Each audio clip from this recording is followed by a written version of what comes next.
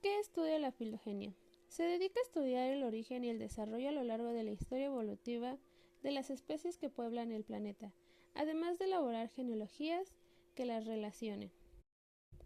La palabra genealogía procede del griego genos, raza, nacimiento, descendencia, y logía de logos, ciencia, estudio, y supone el estudio y el seguimiento de las ascendencias y descendencias de una persona o familia. También se llama así el documento que registra dicho estudio, generalmente expresado como árbol genealógico. Asimismo, la genealogía es una de las ciencias auxiliares de la historia. ¿Cuáles han sido las diversas causas y efectos de los cambios anatómico-morfológicos en el ser humano? El ser humano ha experimentado modificaciones morfológicas a lo largo de su evolución, como cambios en su talla, fuerza y composición corporal. Todo esto fue modificándose gracias al tipo de alimentación, a la calidad física que se tenía e incluso a la zona geográfica en donde se vivía. A través del tiempo y la evolución, ha habido muchas transformaciones morfológicas. Una de las más importantes es el bipedismo, caminar sobre dos piernas.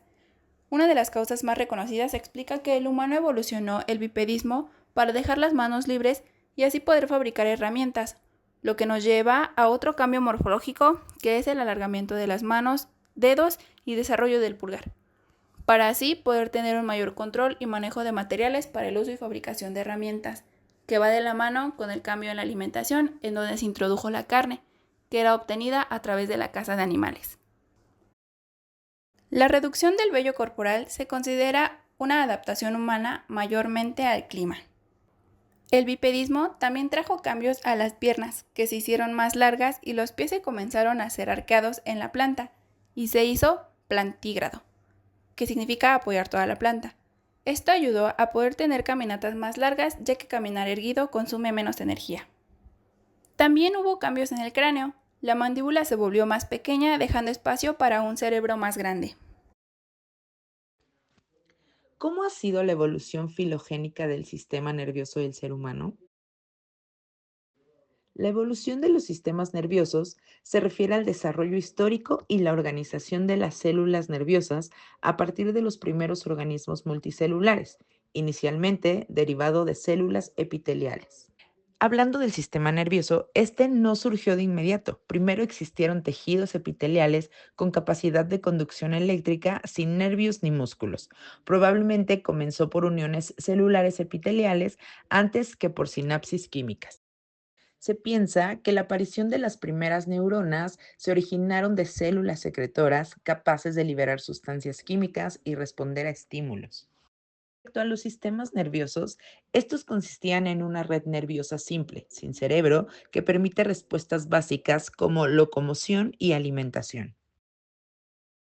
El inicio de la cefalización se da a partir de los platelmintos, que son los gusanos planos, pues es aquí donde surge la simetría bilateral y un cerebro primitivo.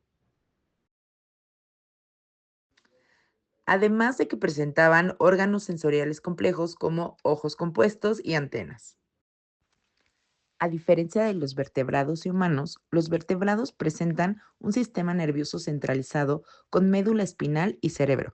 En los mamíferos y especialmente en los primates y el ser humano, el cerebro alcanza su máxima complejidad. El sistema nervioso humano es el resultado de un proceso gradual de centralización y especialización que inició en organismos simples con transmisiones eléctricas y evolucionó en redes difusas y luego en cerebros cada vez más complejos hasta culminar en la corteza cerebral humana, responsable de la conciencia y de la inteligencia simbólica.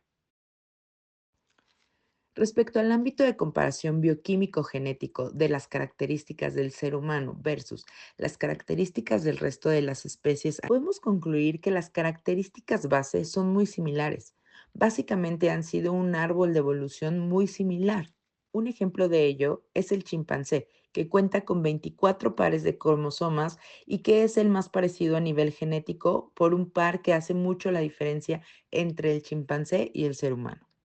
Respecto al comparativo anatómico-morfológico, podemos ver que el humano tiene un cerebro mucho más grande y tiene más neuronas, versus los animales que cuentan con un cerebro muy pequeño y muy pocas neuronas. Como conclusión, podemos ver a ambas especies como un esqueleto base de funcionamiento.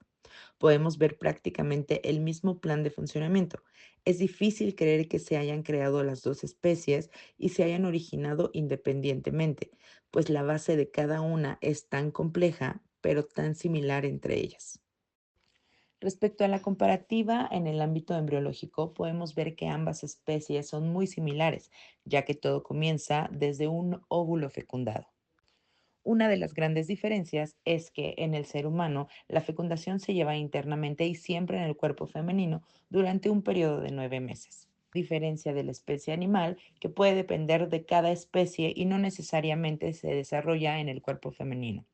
Respecto a la comparativa comportamental, podemos ver que las características que definen al ser humano recaen en una complejidad social, en una búsqueda de significado de la vida y una autoconciencia y moralidad, versus la especie animal que no parece tener una conciencia de su significado de vida.